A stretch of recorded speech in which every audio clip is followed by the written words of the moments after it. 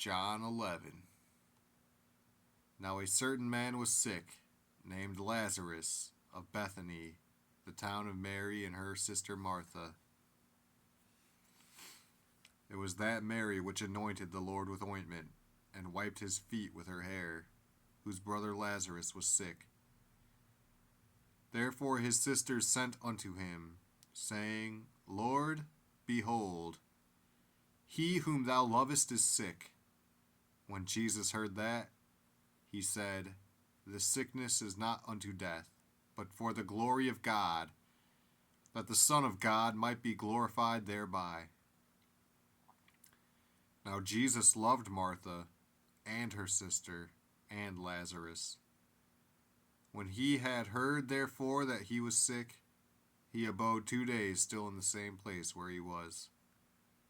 Then after that saith he to his disciples, Let us go into Judea again. His disciples say unto him, Master, the Jews of late sought to stone thee, and goest thou thither again? Jesus answered, Are there not 12 hours in the day? If any man walk in the day, he stumbleth not, because he seeth the light of this world. But if a man walk in the night, he stumbleth, because there is no light in him. These things said he, and after that he saith unto them, Our friend Lazarus sleepeth, but I go, that I may awake him out of sleep. Then said his disciples, Lord, if he sleep, he shall do well. Howbeit Jesus spake of his death, but they thought that he had spoken of taking of rest and sleep. Then said Jesus unto them plainly, Lazarus is dead, and I am glad for your sakes that I was not there, to the intent ye may believe. Nevertheless, let us go unto him.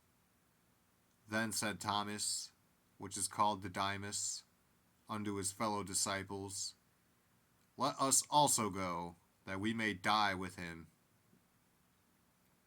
Then when Jesus came, he found that he had lain in the grave 4 days already. Now Bethany was nigh unto Jerusalem, about 15 furlongs off. And many of the Jews came to Martha and Mary, to comfort them concerning their brother. Then Martha, as soon as she heard that Jesus was coming, went and met him. But Mary sat still in the house. Then said Martha unto Jesus, Lord, if thou hadst been here, my brother had not died. But I know that even now, whatsoever thou wilt ask of God, God will give it thee. Jesus saith unto her, Thy brother shall rise again. Martha saith unto him, I know that he shall rise again in the resurrection at the last day. Jesus said unto her, I am the resurrection and the life. He that believeth in me, though he were dead, yet shall he live. And whosoever liveth and believeth in me shall never die. Believest thou this? She saith unto him, Yea, Lord, I believe that thou art the Christ, the Son of God, which should come into the world. And when she had so said, she went her way, and called Mary her sister secretly, saying, The Master is come, and calleth for thee. As soon as she heard that, she arose quickly, and came unto him. Now Jesus was not yet come into the town, but was in that place where Martha met him. The Jews then which were with her in the house, and comforted her, when they saw Mary, that she rose up hastily and went out, followed her, saying, She goeth unto the grave to weep there. Then when Mary was come where Jesus was, and saw him, she fell down at his feet, saying unto him, Lord, if thou hadst been here, my brother had not died. When Jesus therefore saw her weeping, and the Jews also weeping which came with her, he groaned in the spirit, and was troubled, and said, Where have ye laid him? They said unto him, Lord, come come and see." Jesus wept. Then said the Jews, "Behold how he loved him." And some of them said, "Could not this man, which opened the eyes of the blind, have caused that even this man should not have died?" Jesus therefore, again groaning in himself, cometh to the grave. It was a cave, and a stone lay upon it. Jesus said, "Take ye away the stone." Martha, the sister of him that was dead, saith unto him, "Lord, by this time he stinketh, for he hath been dead 4 days." Jesus saith unto her, "Said I not unto thee that, if thou wouldest believe, thou shouldest see the glory of God?" Then they took away the stone from the place where the dead was laid. And Jesus lifted up his eyes, and said, "Father, I thank thee that thou hast heard me.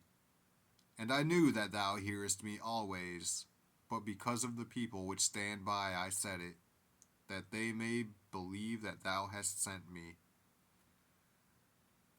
And when he thus had spoken, he cried with a loud voice, "Lazarus, come forth." And he that was dead came forth, bound hand and foot with grave clothes, and his face was bound about with a napkin. Jesus saith unto them, "Loose him, and let him go." Then many of the Jews which came to Mary, and had seen the things which Jesus did, believed on him. But some of them went their ways to the Pharisees, and told them what things Jesus had done. Then gathered the chief priests and the Pharisees a council, and said, "What do we? For this man doeth many miracles. If we let him thus alone, all men will believe on him, and the Romans shall come and take away both our place and nation." And one of them, named Caiaphas, being the high priest that same year, said unto them, "Ye know nothing at all, nor consider that it is expedient for us that one man should die for the people, and that the whole nation perish not. And this spake he not of himself, but being high priest that year, he prophesied that Jesus should die for that nation. And not for that nation only, but that also he should gather together in one the children of God that were scattered abroad." Then from that day forth they took counsel together for to put him to death. Jesus therefore walked no more openly among the Jews, but went thence unto a country near to the wilderness, into a city called Ephraim, and there continued with his disciples. And the Jews' Passover was nigh at hand, and many went out of the country up to Jerusalem before the Passover, to purify themselves. Then sought they for Jesus, and spake among themselves, as they stood in the temple, "What think ye, that he will not come to the feast?" Now both the chief priests and the Pharisees had given a commandment, that, if any man knew where he were, he should shew it, that they might take him.